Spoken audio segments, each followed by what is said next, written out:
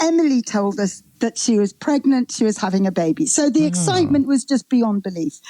And, it was huge, huge news. And Oakley and I drove back into camp with, all sorts of feasts and treats for the others. And a lion that we knew very, very well ambled up onto the road and walked beside us. Obviously, I slowed down and he walked beside us. And I remember rolling down the window and saying, I'm going to be a grandmother to this lion, who just carried on.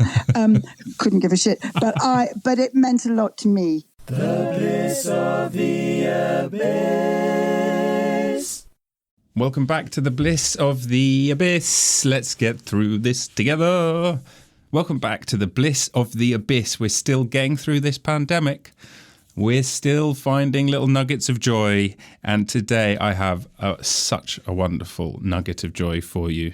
On the show, we have actress, lion researcher, teacher, writer, Kate Nicholls. That list could go on far longer. There are so many things that this amazing person is, as you'll get to hear during the show. I couldn't be more excited to share her story with you and her thoughts on all types of things. So without any further ado, I'm going to jump to that conversation. She's a remarkable woman, and this chat goes in 50,000 different ways. So try and keep up and enjoy yourself as you meet Kate Nicholls.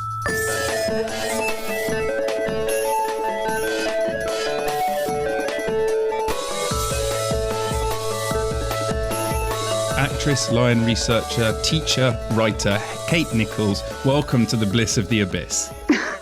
Thank you very much. I'm looking forward to it. It's quite the 4 verbs after your name there. A lot of people, they might keep them in sort of similar areas, sort of like writer, director.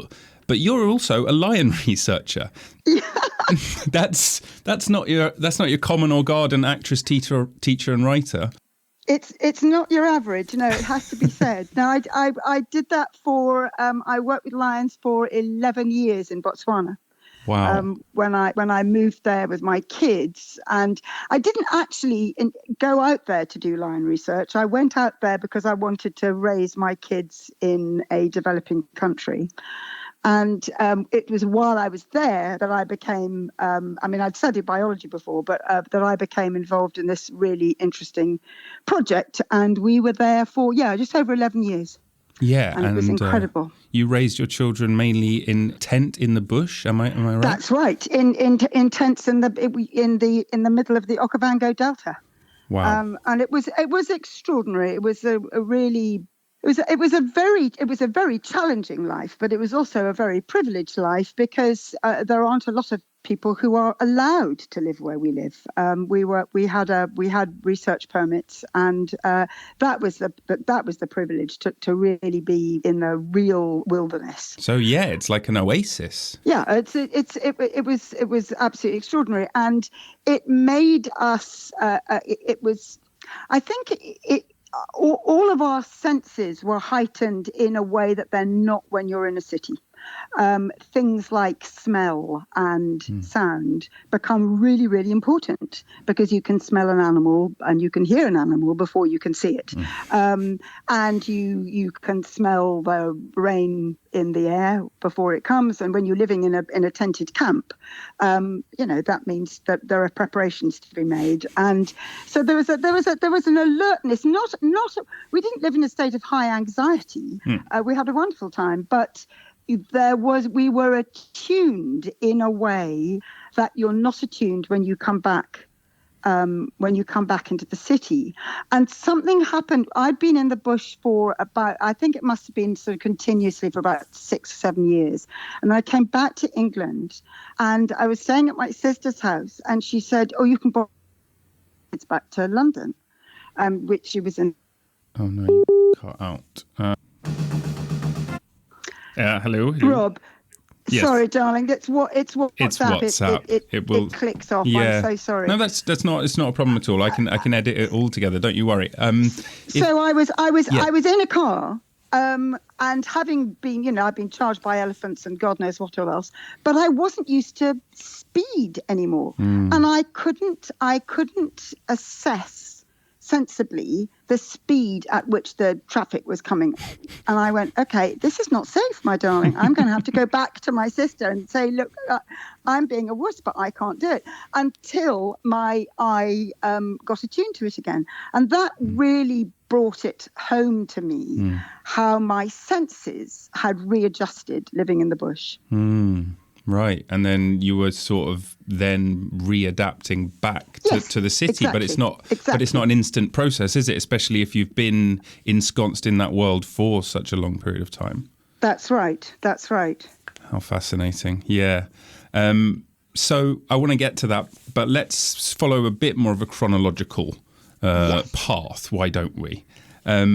Because before you were a lion researcher, you were on TV and on the West End and all of that kind of stuff, which is what I do. Was. And your parents were actors as well. Do. That's right. You know, my mum and dad were actors. My grandmother was an actor. My sister is an actress. So it's very much in the family. My nephew is an actor. And I did it for a long time. I left school and went straight into. I did lots of BBC. In those days, there were lots and lots of. Was it sort of like? Was there an inevitability about it, or do you feel like you really were following, or do you think there was sort of a nature-nurture clash of heads here that made your mind up?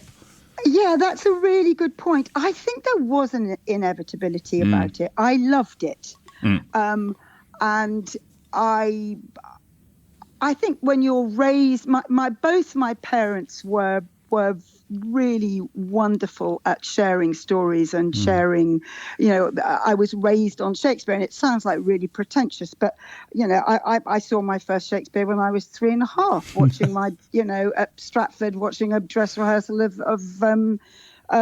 Midsummer Night's Dream. And so it was, and listening to my dad learning his lines, and it was something that I deeply, deeply loved. And I was convinced that that's what I wanted to do, and I did, and I had a very lovely, happy career, and I did lots of. I was really lucky. I did lots of telly. I worked at the National. I worked at Stratford. I made lots of very good friends, and then I was actually playing Kate in The Taming of the Shrew, and one afternoon, and by then I'd had 4 of my 5 children. And I suddenly thought, this is getting silly. I am away from the people that I love most in the whole wide world. They're up the road. I am here pretending to be somebody else in front of a lot of people who don't know me and who don't love me like they do. I think I'm going to do something else. And that's what I did. And I didn't sort of walk away in a huff. I loved it. I look back on my career as an actor with great joy, and the friends that I made are really precious to me, and I'm really glad I did it. But then I started studying biology, and that just completely opened out a whole new vista. And I think that's what's exciting, is reinventing yourself.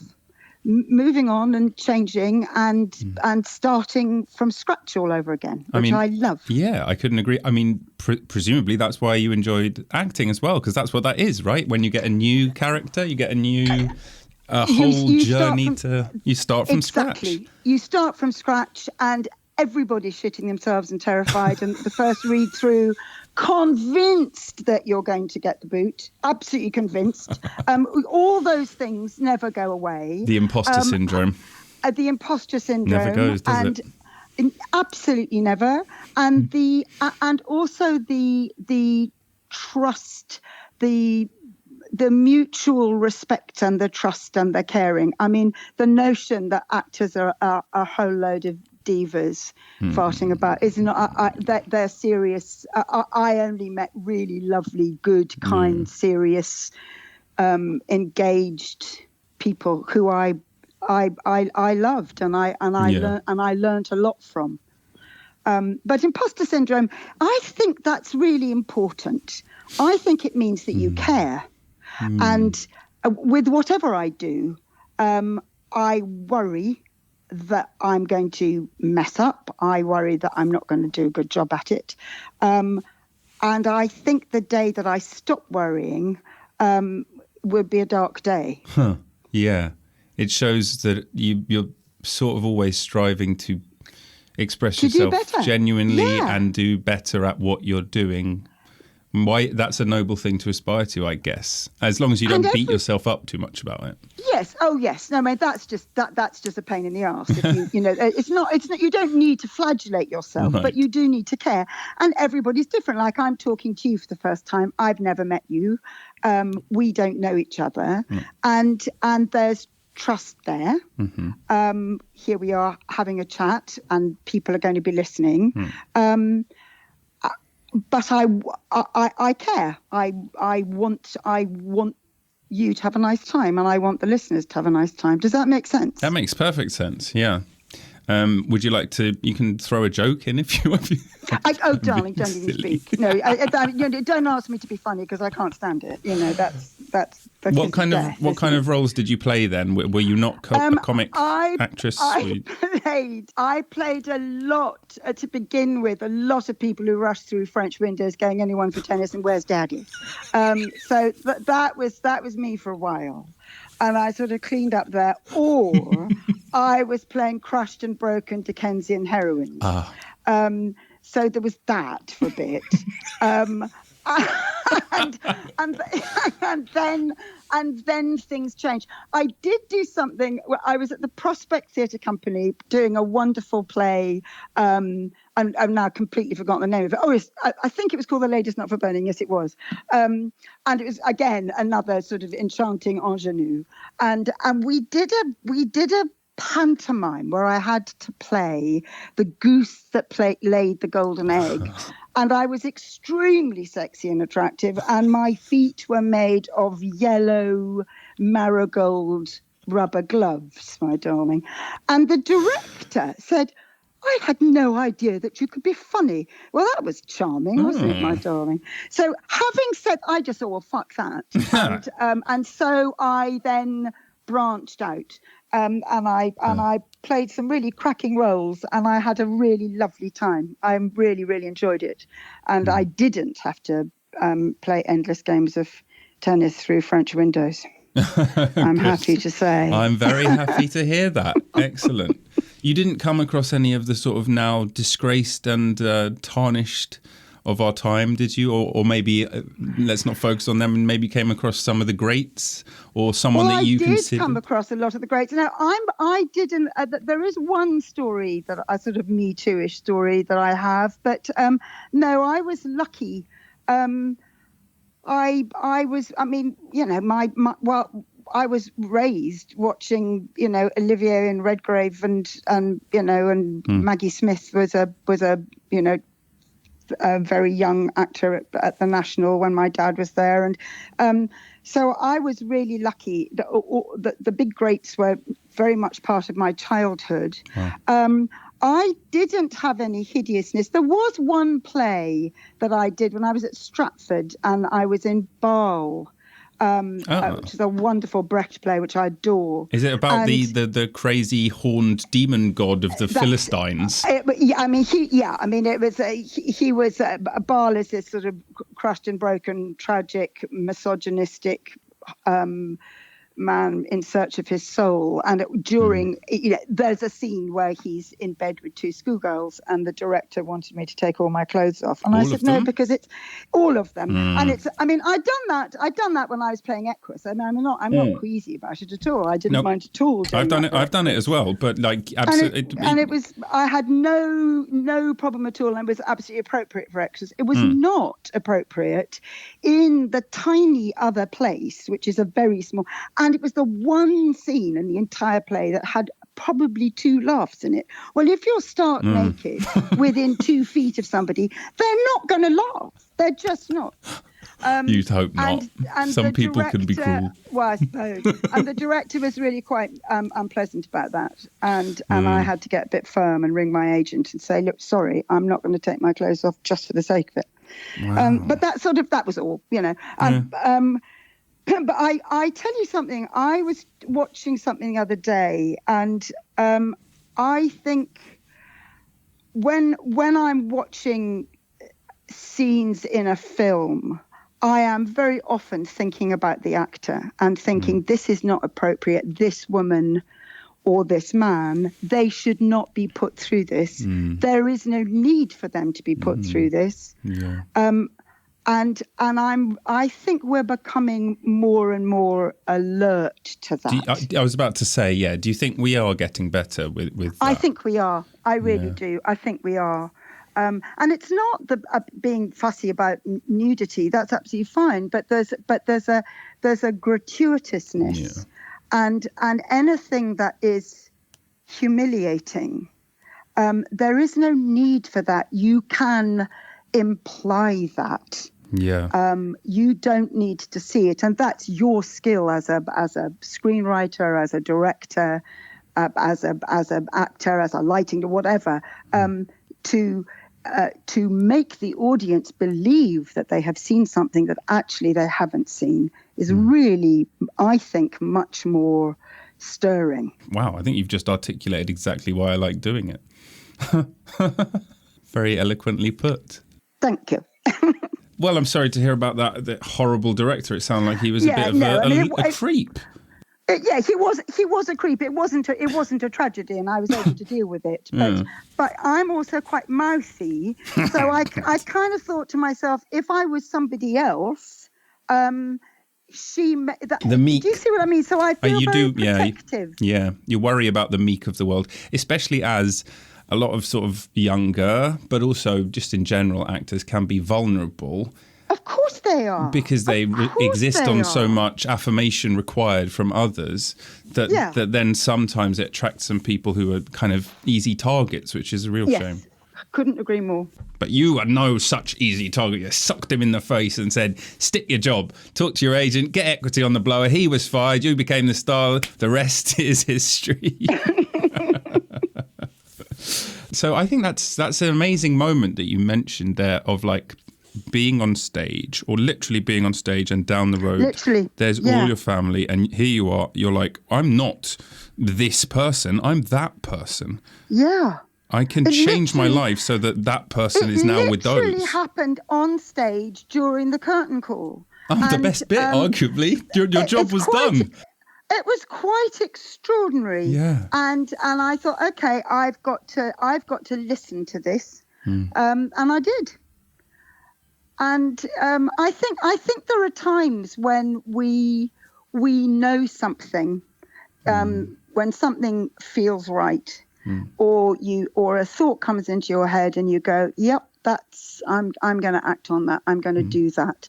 And I think that's one of the it's one of the reasons why I moved to Botswana with my kids, is I wanted them to not be afraid of change and not be afraid of risk, because I think we've got really we've got overprotective in many ways, and I think risk is what powers change, and it powers progress. And there are, I don't want to hurl myself off bridges attached to a bit of elastic. I'm not interested in that. But I am interested in marching off into another country and making a life. And I've done exactly the same thing when I'm now living in Italy, and I moved here 5 years ago, and I knew nobody and didn't speak the language. Still don't. I'm rubbish at it, but I'm getting there. Oh no, darling, it's tragic. It's quite tragic. No, it's too awful. The other day, I announced very, very sweetly to somebody, I said, tomorrow will be honey. And what I actually meant was, I hope tomorrow that everything is going to be better. Tomorrow will be honey. They looked at me in very strangely. I also went accidental poetry for a lot of the time, convinced that what I was saying to somebody is, I'm really sorry, I'm very slow at speaking Italian. And what I was actually saying is, I'm really sorry, I won't be taking anything. This was in shops. It was a very, very sweet girl in the gelato shop who said, I really don't think that's what you mean.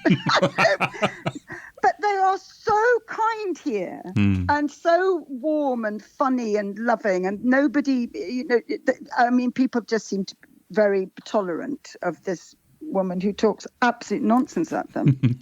Well, tomorrow will. Was tomorrow honey? Has it turned out? Tomorrow was honey. And actually, there we go. it was a very nice day.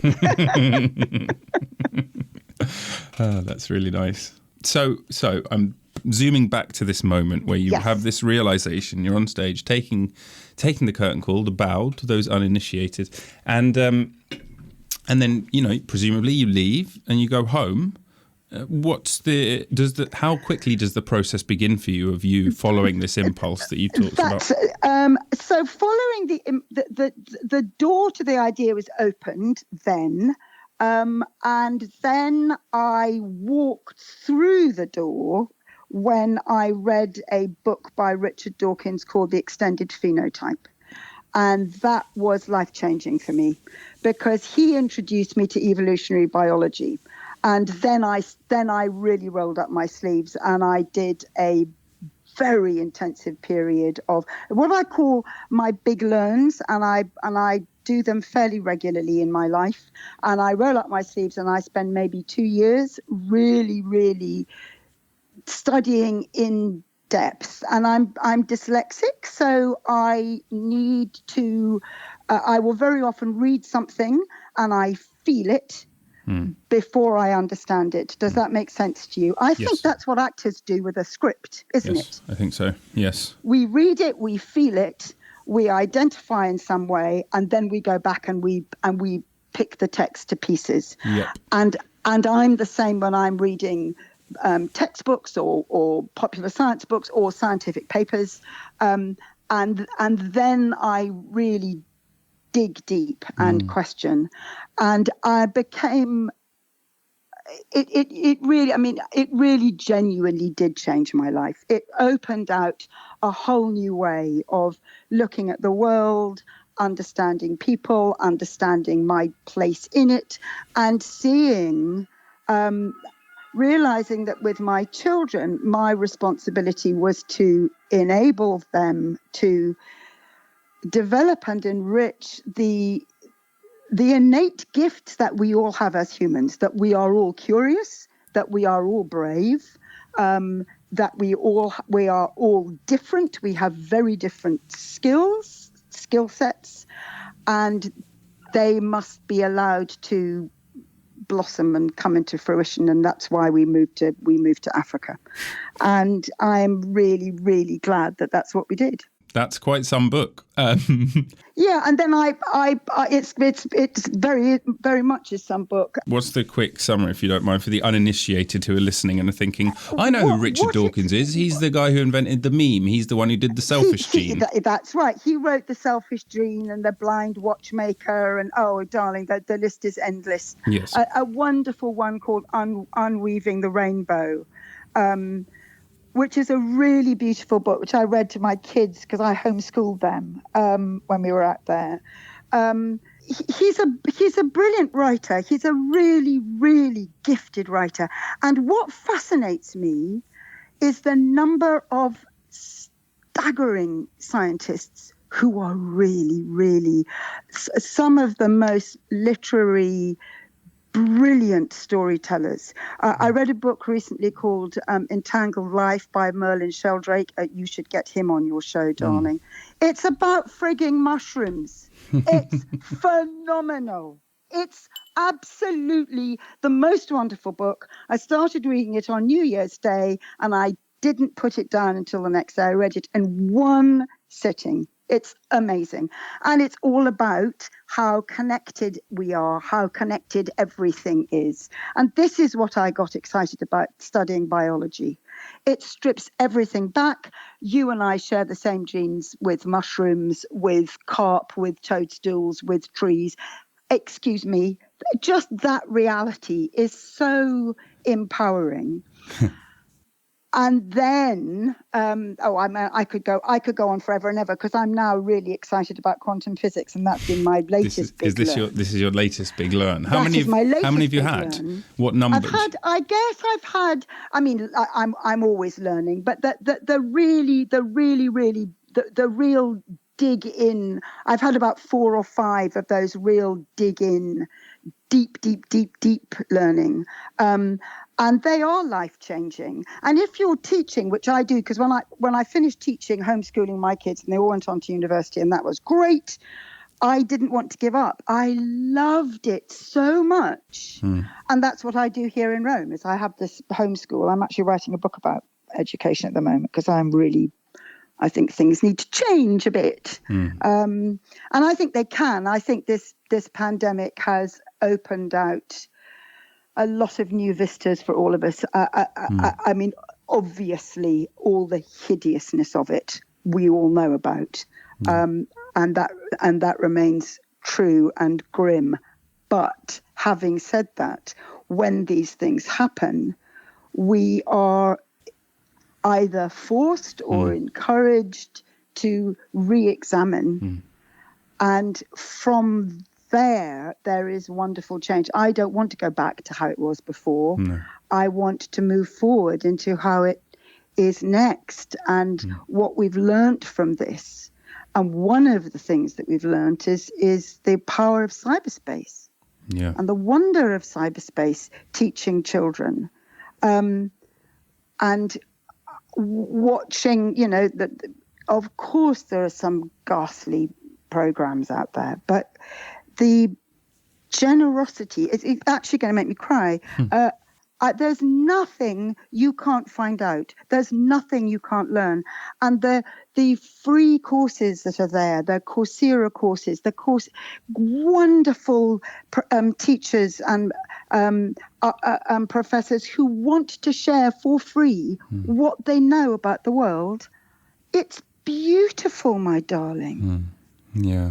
I'm sorry, I'm droning. No, I'm so you're sorry. not. I shall shut up. I was enraptured by that. It's such a nice spiel that you went on. I remember learning. I don't know if this is exactly the same thing as in the Sheldrake book, but learning about how the mycelium, they connect into the network, and it's like the plants talk to themselves, and they can send messages and change their genetic makeup according to predators.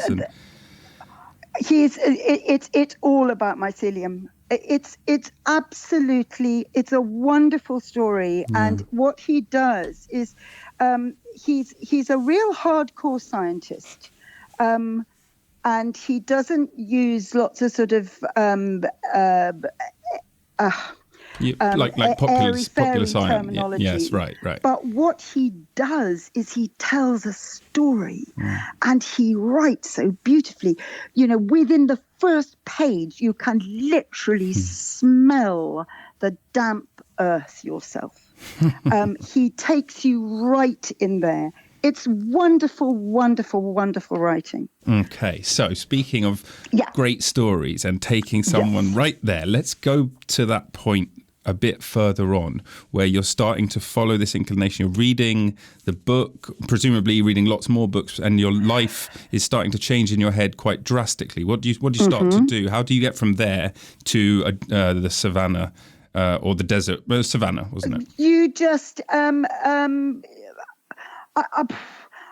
went to the Botswana Commission and found out how I could get residency, and flew out with my baby, who was then about, I can't remember how old, he was about sort of 10, 12 months old, the youngest, because he was still on the tit, and flew out, drove up from Haveroni up to Maun, which is right up at the north of the country, found somewhere to live, and came back, picked up the kids, and that was that. It wasn't planned, and I think that was the whole point, was that we were all going to start a new life from exactly the same place. None of us knew anything when we went there. Now, obviously, I was mum and in charge and loving them and looking after them and nurturing them and all of those things. But what was fascinating was how quickly their individual skills rose to the surface, and they were then able to act upon them. So, we simple things like we had to learn how to attach regulators to gas cylinders, and we had to learn how to use donkey boilers, and we had to learn how to, when the car broke down, we had to sort it out, because if you're in the middle of absolutely nowhere, there's nobody you can ask. There were no cell phones. So we all had to develop skills that we didn't know we had. And we may have done things in a very peculiar way, and it may have taken us hours to do it, but we got it done. Gussie, he was 9 when we first moved there, and he became absolutely fascinated by all the insects, all the birds. And very, very quickly, I would say to Gus, do we worry about that if there was something lurking in the corner? And he'd say, no, that's not poisonous. We don't worry about that. Or, yes, we do worry about that. We need to get that out of the house. And I, it was brilliant. And so there was this 9-year-old who had bothered to, he took that on. It was his thing. His thing, and he was fascinated by it. They were also really Travers, who like me is dyslexic. Something extraordinary emerged, and from an evolutionary perspective, it suddenly made lots of sense. He was the best navigator you can dream of. I get lost, darling, going to the loo. I mean, I'm useless. This child, put him in the bush. He knew exactly where he was. He recognized tree lines. The shapes and patterns in the bush made total sense to him. And so he would navigate. We never got lost when he was around. And wasn't that fascinating? And back in England, that skill wouldn't have emerged, because if you're charging down the M25 or whatever, and you're taking the exit to Oxford or whatever it is, the child is not engaged in that way. But whereas he was, it was an amazing gift, and it's one that stood him in incredibly good stead for the rest of his life. And how old was the eldest when you moved out there?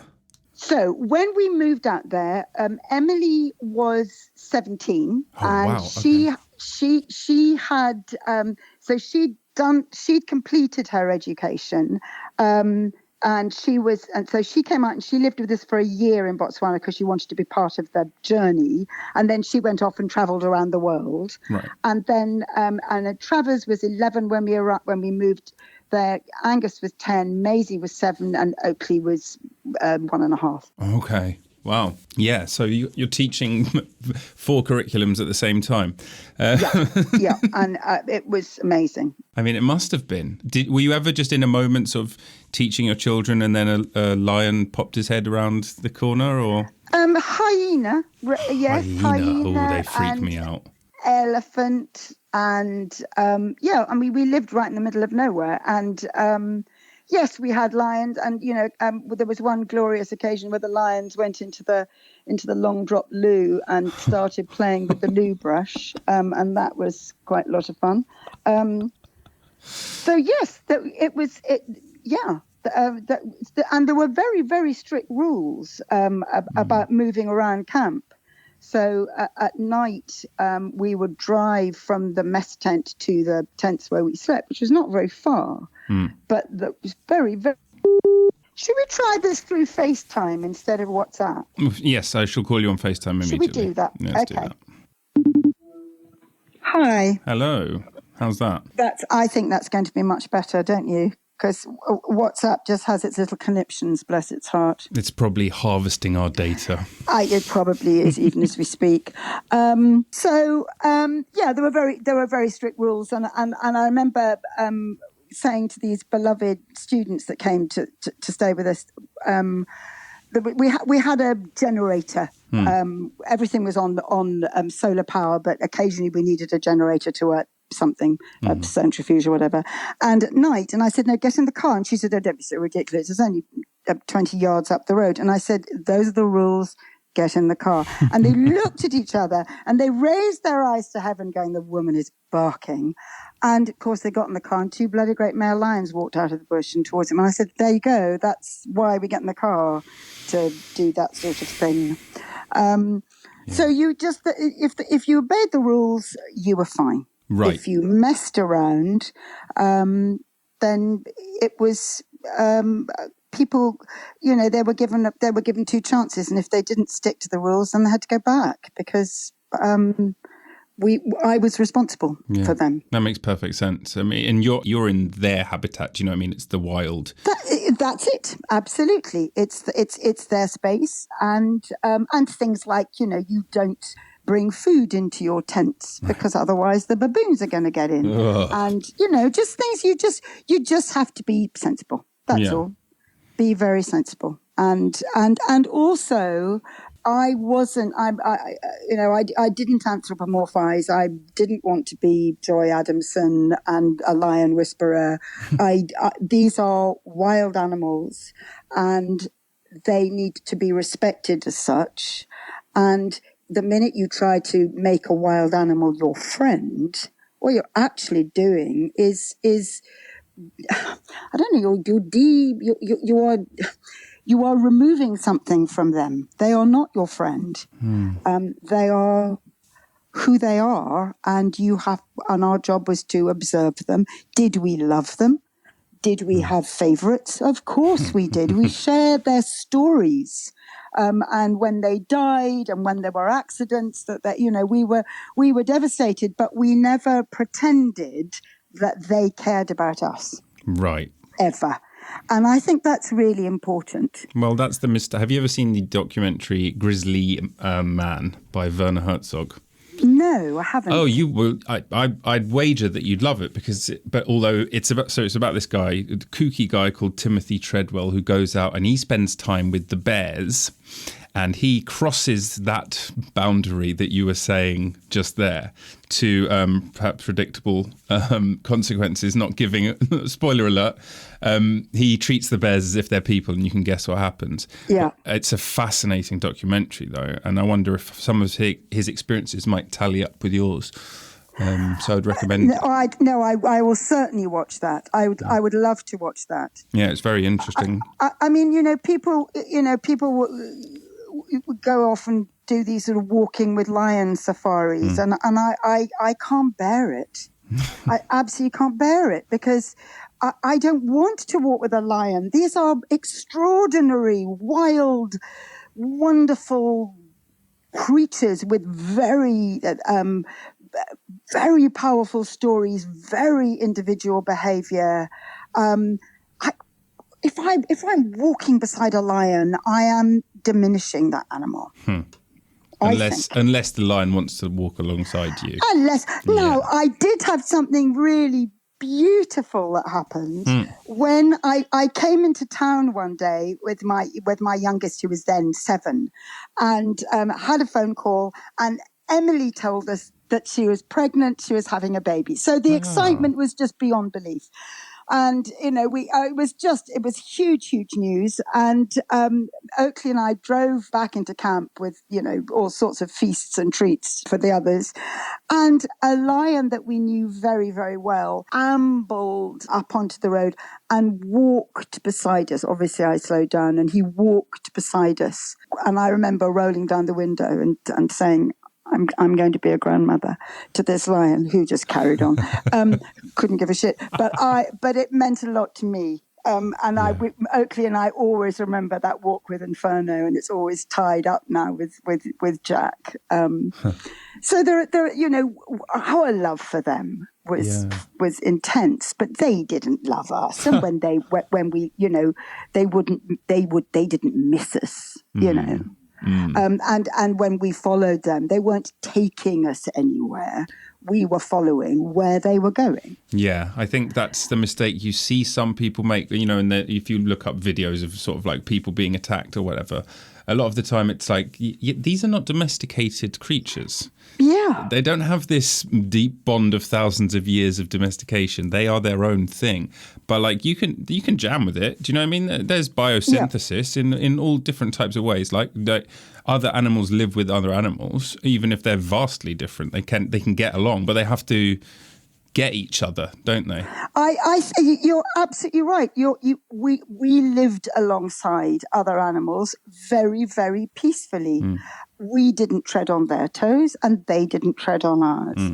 And when you're working with lions and you're sitting with them for hours and hours and hours, making observations and you recognize, you read them, you can see there's a little twitch in their tail, and you just move the car back. Or you can tell that they're in a bit of a mood, that something's happened. Something's happened during the day. They're a bit antsy. Let's move back. Let's give them space today. And you read that. What you never try to do is to push. The game is not to get as close as possible. The game is to read what they need. That's the skill, and that's what I loved. And you were there as part of a lion research project, weren't you? Yes. So the lions were your primary focus. So the lions were the primary focus, but inevitably they are tied up with everything. So you've got major predators in the area, and there's poaching, and if the prey species is being poached, and there's a problem. Everything is interconnected. But I was looking at reproduction, and in particular the impact of FIV, which is feline immunodeficiency virus, which is cat AIDS, basically.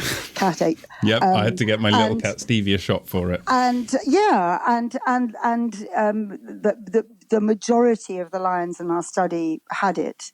And they've lived with this virus for a very long time, so they have adapted to it. But the notion that it has absolutely no impact is wrong, and it does have an impact.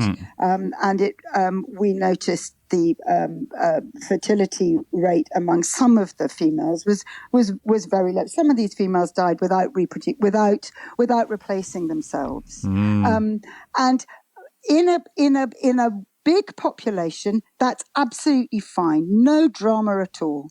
But when you have populations that are crashing because of encroachment, because of human-predator conflict issues, because they're losing their habitat, that's when the subtle impact of something like FIV rears its head.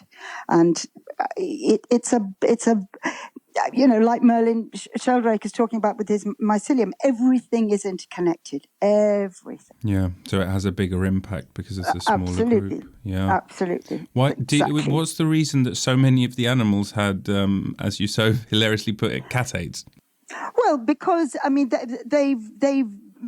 it's within the system. The lions in East Africa have it too. In Southern Africa, it's been around in lions for probably thousands of years. Right. But it does have subtle impact.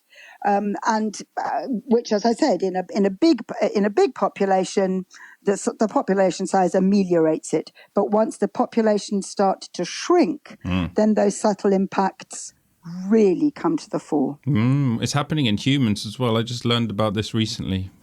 Fertility rates have dropped by, I think it's like 54% in the last 40 years.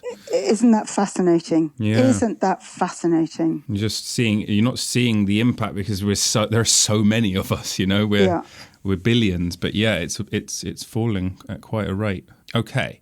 So you're in, yes. So we have you in Botswana bringing up 4 children in the middle of the spot you just picked. How do you get electricity? How do you set up a food system? Did you have local fixers there to help you? Did you have to create your own? No, we drove into town once every 10 days and picked up supplies.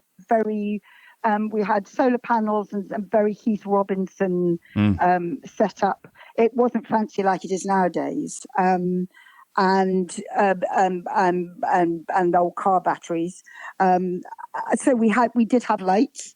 And we didn't have running water for a couple of years, and then we did lay down some pipes, and that was hugely exciting. And the elephants regularly ripped the pipes up, but we did have a tap, which was very, very exciting. And before that, you just collected buckets? Was that the system? We used to drive to a well point in a nearby in a camp that was further away. And, again, we were lucky because we were driving, but a lot of people have to walk to do that. So, it was, we knew how lucky we were living that life. We knew that it was a very rare life. And even with other families who have been doing research for 9 times out of 10, once the kids get to secondary school age, they then get sent back to England or America or wherever.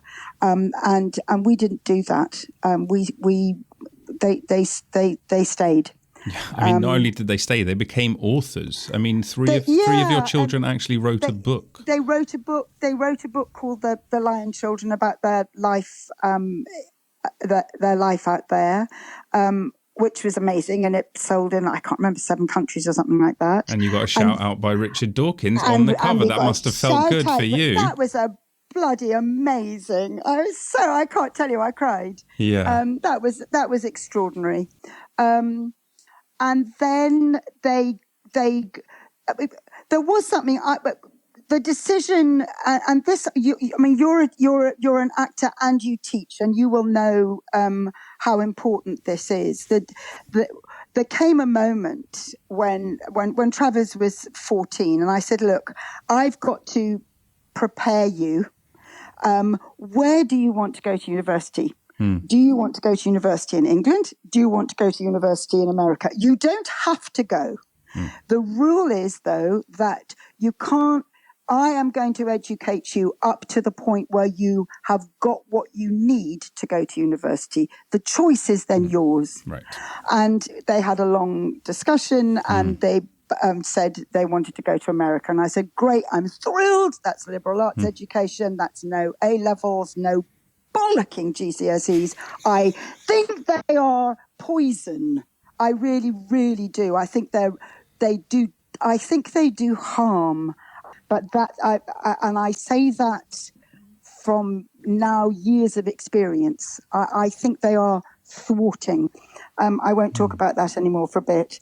No, I mean, I'm fascinated by that. Why do you think, just in general, all exam? I mean, because the world is basically run on exam systems, isn't it? I think they had a function once. All right, they had a function when kids could leave school at 16, and they did need to have some credentials in order to get a job. All right.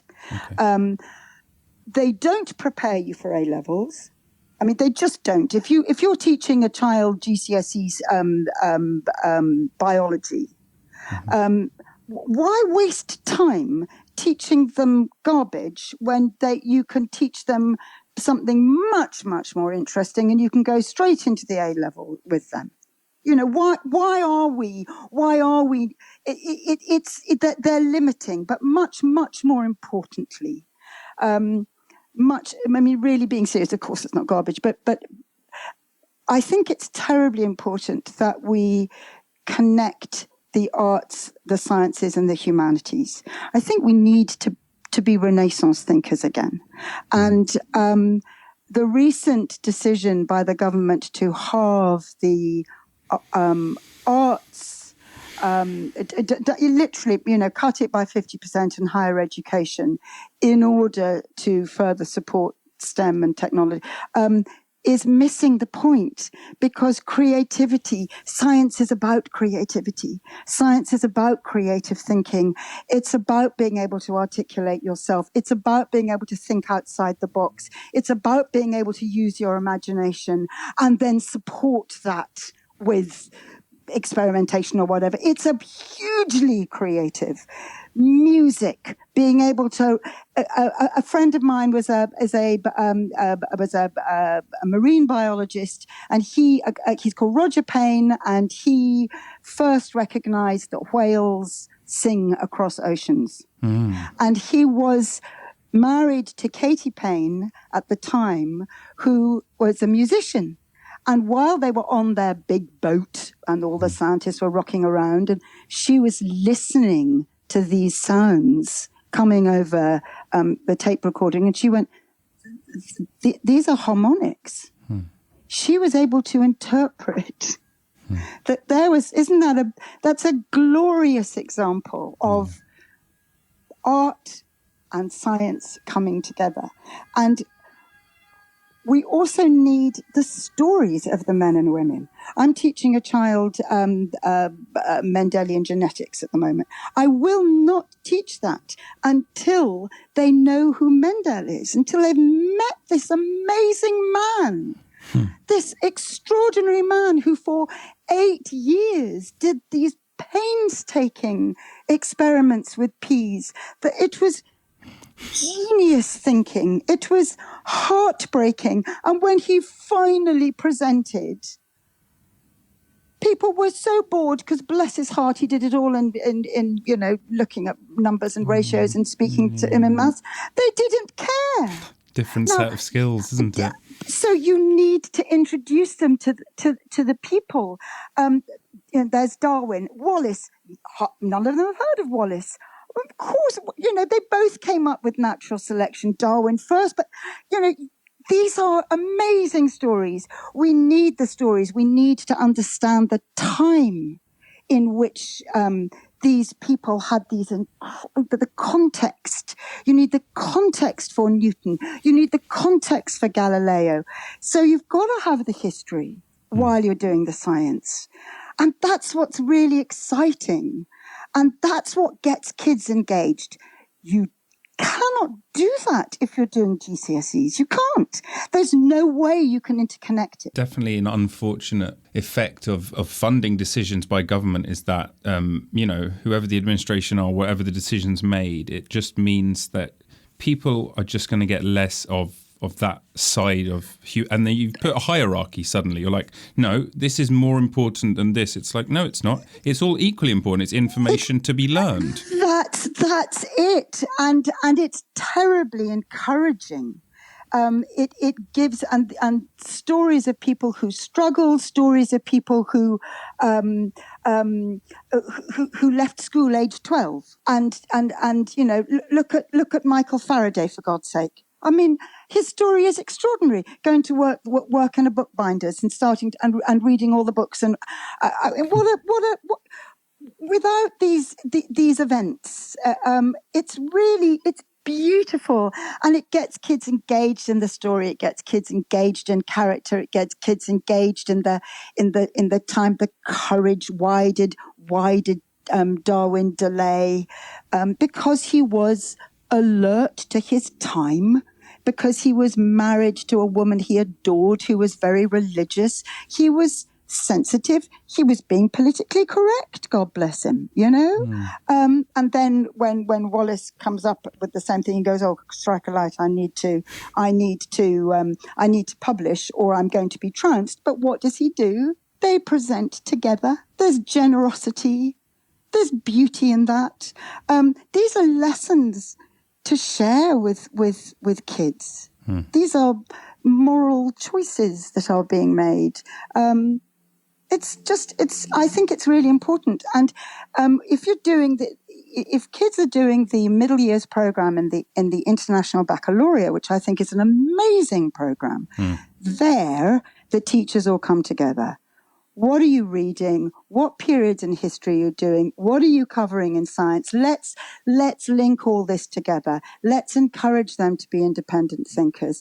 Let's get them doing their research. Let's get them doing extended essays, extended projects, as opposed to learning by rote. And if you have met one child that has come out of the GCSE program going, strike a light, that was marvellous, I feel ready for anything. Please introduce me to that child, because I never have. You are about to meet him. Here he is, walking to the stage right now. I think it's fascinating that your children all of them, decided to pursue further education. I wonder, I wonder, especially for sort of maybe the first, Travers, is your eldest, who was fully brought up in the camp at 11. I wonder what his experience was like moving from the bush to further education. Yep, he went to Santa Barbara. Wow. And Angus went a couple of years later to Stanford, and then a few years after that, Oakley went to Santa Barbara. How did they adapt? Darling, I mean, again, must have had some funny experiences. Homeschool kids, they had a fantastic social life. Yeah. They would either spend time in town at the weekends, or their friends would come out. There were always people coming to stay in camp. They were fully engaged. They were independent thinkers. They were used to the kind of it was vigorous. Homeschool is not all about, sitting under a tree and, talking about fairies. Although it's a bit of that. It was a bit of that. But, they were very, they were very well read and very well educated in a lot of things. And so when they got to uni, they had a ball. And because they'd also had a lot of independence, and because Oakley was driving a Land Rover age 7, for crying out loud, and he was charged by an elephant for the first time when he was 8. Wow. They were strong kids. They were independent and capable, and they rocked it. They had a ball. They loved it. They absolutely loved it. And they were, but when we decided they were going to go to an American school, I crapped myself, darling, because I'd never done anything like that. I left school at 16, for crying out loud. So I said, I got this big college book about all the colleges in the States, and they started preparing for SATs, because they needed to have those exams. So they didn't do GCSEs, but they did do SATs. And they did biology and chemistry and literature and maths and blah, blah, blah, blah, blah. And you will not believe this, but one afternoon in camp, while I am really frightened about the responsibility of this is awesome, car rocks up, busting full of Americans. They're lost, come in, have a glass of water, cool down, chat, and they wander around. They go, they're amazed to find this family living in the middle of nowhere, and they walk into the library, and they, in the mess tent, and blah, blah, blah. What's this? And I'm homeschooling them. They're wanting to go to college in America. What colleges? Maybe I can help you. I've just retired. I was the Dean of Admissions at Cornell. I'm sorry. I can't tell you. So I said, right, you're not moving. You're not moving, my darling. Everybody, we there were 10 of them. We ate a week's supply, darling, for lunch. I can't describe. It was the most amazing thing ever. She gave me the most wonderful advice. She could not have been kinder. I listened to every word. And can you believe it? In the middle of the Okavango Delta. Don't talk to me. Astonishing. I can't tell you. What do you put it down to? Fate? Oh, I don't know. Serendipity, something extraordinary. I mean, just too wonderful for any given words. Yeah. And so off they went, and then Maisie she's an artist, and she wanted to go to Dublin, so she went there, and Emily went to, she went to university in England while we were in Bots. So that's that, my darling. I'm so sorry. I'm probably boring the crap out of you. I get verbal diarrhea. I'm so sorry. No, not at all. Not at all. It's really interesting. It's not every day you get to talk to someone who's had these experiences. It's some just absolutely remarkable events, and I can tell that when you talk about it that your heart is bursting with joy at these memories, and that it expanded you as a person in a way that you're profoundly sort of grateful to the universe for. Am I wrong? Totally. Oh no, you're absolutely right, and all of us are. And it wasn't. I mean, when we finally left, and I came back to England, and that was the right thing to do. I did go to South Africa as well. For various other reasons, but it was the right thing to do. Oakley was 14, and he needed. He was part of a big tribe, and as they all left home, it was being in the middle of nowhere. He needed to come back, and I'm really, really glad. And again, that was a decision made completely on the spur of the moment, on the top of a bus, my darling, and it was a really good one. And I wanted to write a book about it, and then I did, and I wasn't happy with it. And then because when I was in Botswana, and this is something that I don't talk about that much on the website, though it is there as out there. Because when I was in Bots, I was raped by 3 men, which was marvelous, and that was and what I wrote about was the impact that had not just on me, but on my family. And I think that is, that's why I wrote the book. I didn't want to write a book, born free, living in Africa, Right. Though inevitably, a lot of it is set there, though quite a lot of the book is also set in England. I didn't want to write a sort of glossy, soppy book. I wanted to write about how I messed up. I understand why I did. I'm not being self-deprecating. I had post-traumatic stress, and you are broken and fragmented. But what we don't do is we don't talk enough about the impact on children of living with a parent with post-traumatic stress, and that there have been studies done on families with returning veterans, but not enough. And as far as I can see, very, very, very little on children living with a mother who has who has been a victim of gender violence. And I am for damn sure not alone, my darling. No, for sure. No. And I wanted to write about that because I think it's important. And I made a lot of mistakes, and I think that those are. I'm sure that. Again, I'm not alone in that.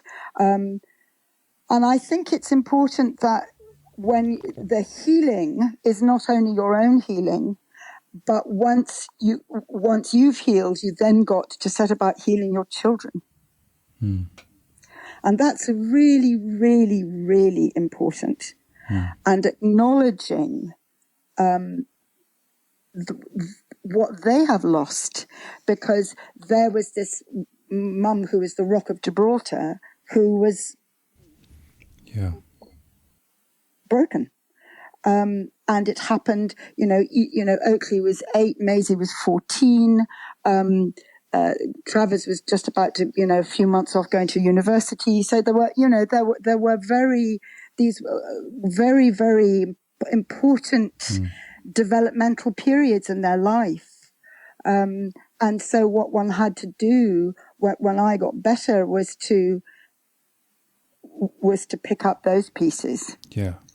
Of course. And I think that's, so I wrote the book and it's I mean, I know it's funny. I mean, it's not a sort of dark, tragic book by any stretch of the imagination, though there are aspects of it that are bloody awful. But it's also very funny because there's a family, there's family life too. But it is talking about how, that recovery is messy. It's Sisyphean. It's not like it is in the movies when you stand under a shower and you wash away all the, it's nothing like that. It's a long, messy, muddly, protracted process.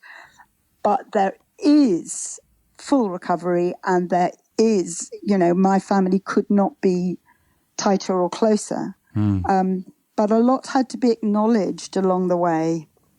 Does that make sense, darling? And we're talking about Under the Camelthorn Tree, are we?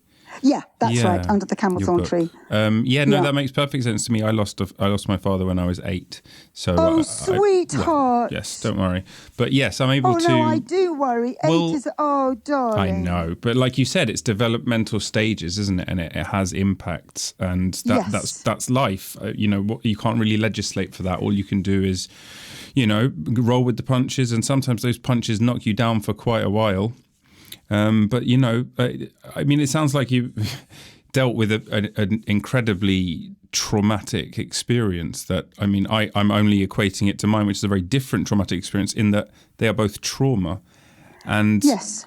And learning to forgive yourself, to give yourself the green light to move on. I mean, there are so many different ways I could try and put it all together. But yes, I think I think the word forgiveness is really, really valuable.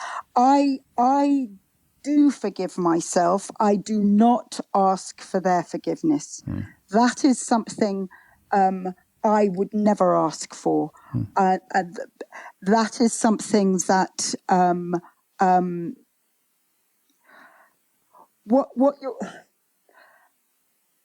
that's a gift that is given, and that is a gift that's given when people are ready.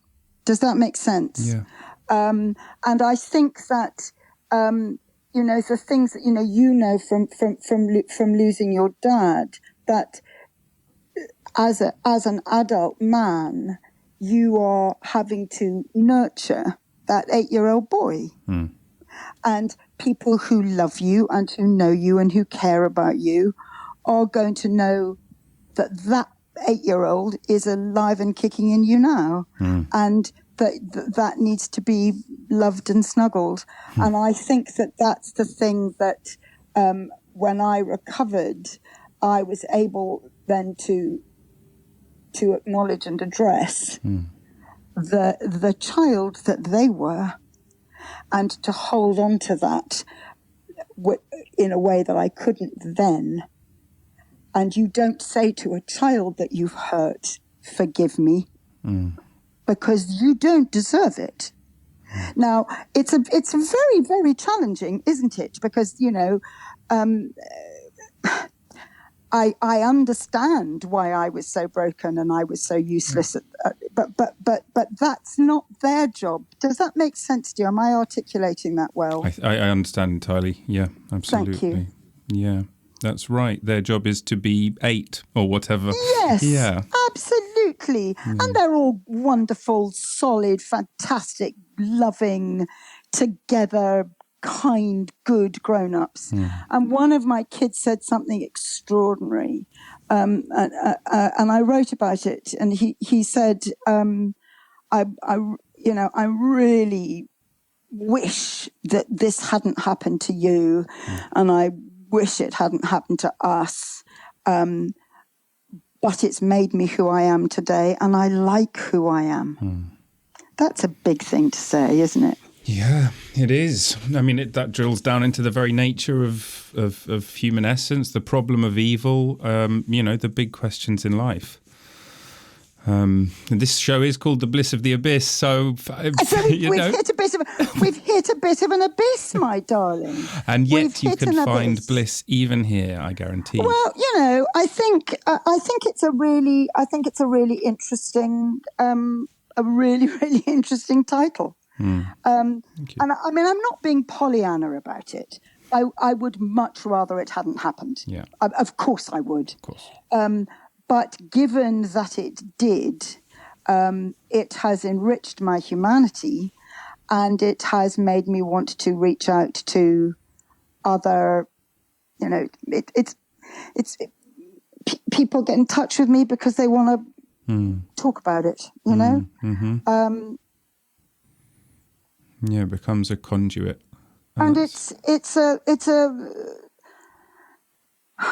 it going to, I do get cross when people like Germaine Greer talk about, rape being bad sex. I could just scream. I could hurl things. I really, really, really could. That is just a useless, terrible, wicked, wicked, wicked thing to say. Is that a quote?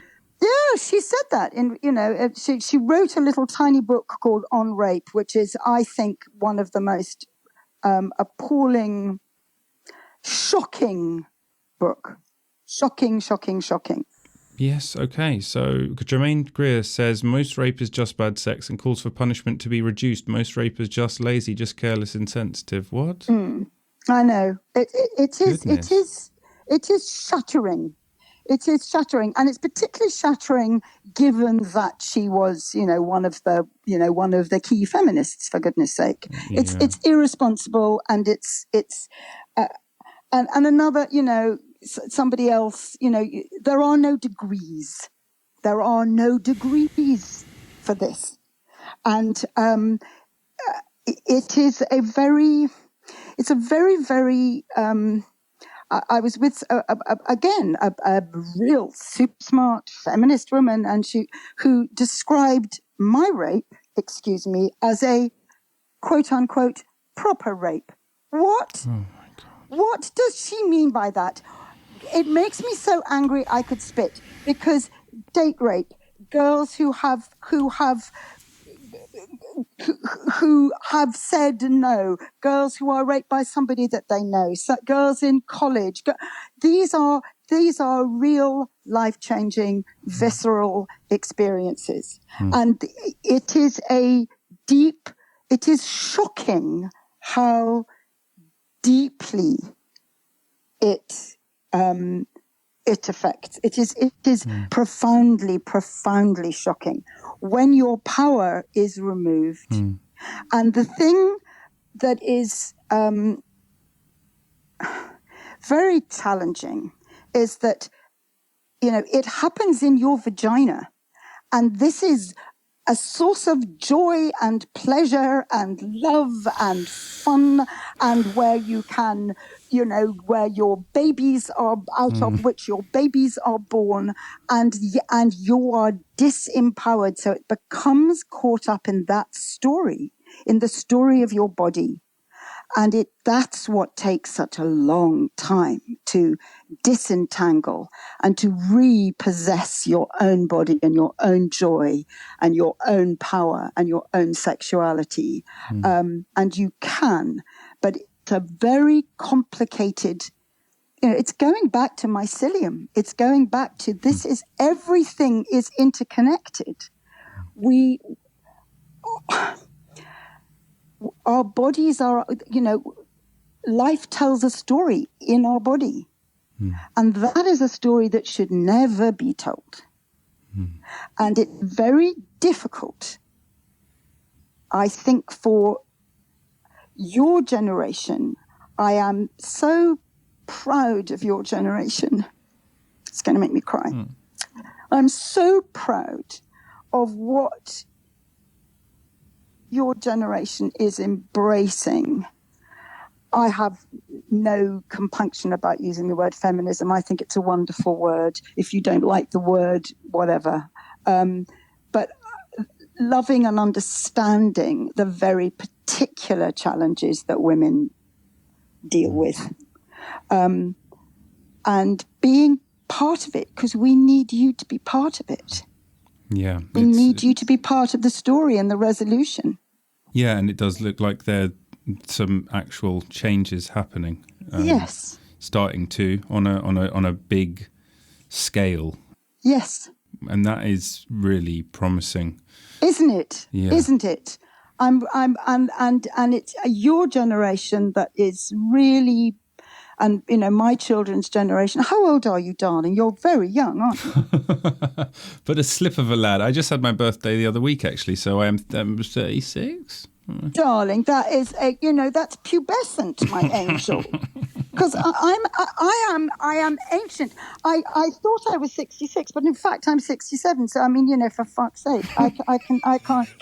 Who told you? When did you find out? No, darling, I tell you, I was 32 twice because I'm so not interested in age and things like that. So I forgot that I was 31. So I ended up being 32 twice, and I think I was 56 twice. And this time I've been 66 twice. So the whole thing is very confusing. So I am actually 67, and I had to find out, had to check because of getting vaccinated. So there we go. Yes. Oh, are you fully done? Have you got? I'm not fully done. I'll be fully done at the end of this week. The end of this at the end of this month. End of this month. Yeah. Because they've been a bit slow off the mark in Italy. Right. I was about to ask you that, because obviously I get the British media here, but they say that the EU rollout has been sort of. Yes, it has been quite tragically slow, but now they've really perked up, so that's all right.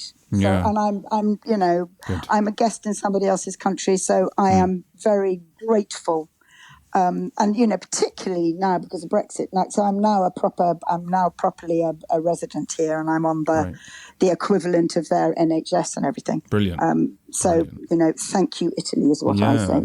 Oh, I mean, I love Italy, and I wonder. I love it. If this is a leap, tell me. But I put myself in your shoes, having brought up your children, and then deciding you have to move back.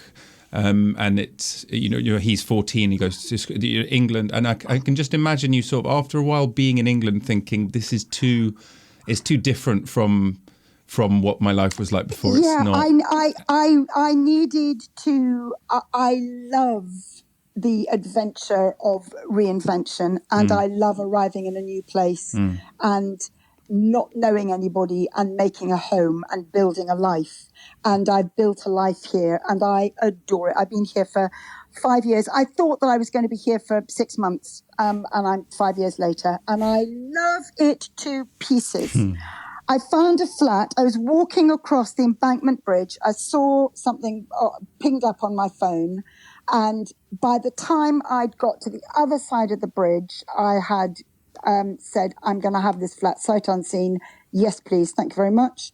Arrived here, took one look at it and said, oh, yes, I'm going to sign for a year. And now I've signed for another 4. It is heaven. It is heaven. I love it.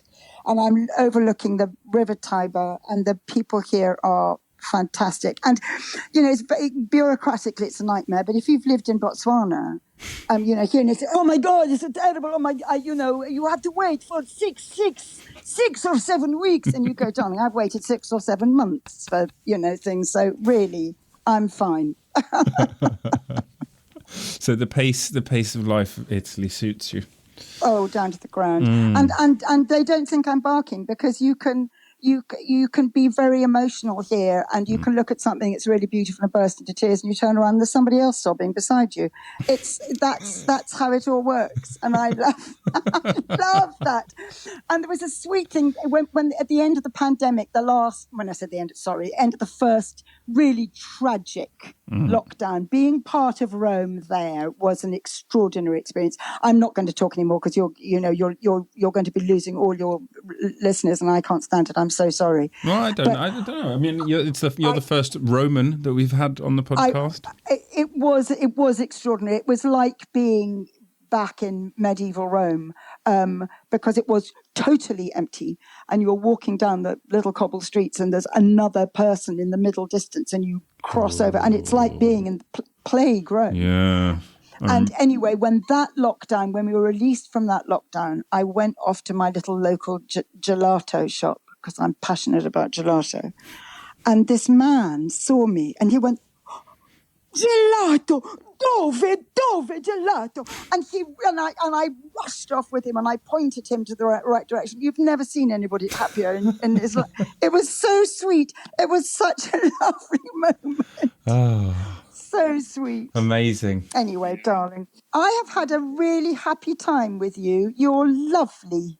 You really are. Thank you, Kate. This has been, honestly, it's been such a beautiful chat. And thank you for sharing everything with me. I couldn't ask for more. It's been wonderful. Thank you very much indeed. And if you ever in Rome, look me up and it'll be lovely to show you around. I shall do. Okay, All great. Right. Thank you so much. All right, bye-bye, take care. sweetheart. Bye-bye. Bye.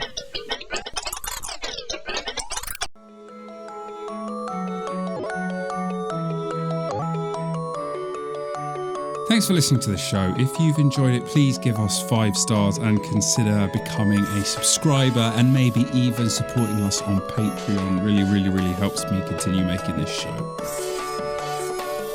Many, many thanks to Nils Hennis Steer for the amazing music and to Dave Fox for the cool artwork. Please keep coming back every week for more Bliss of the Abyss.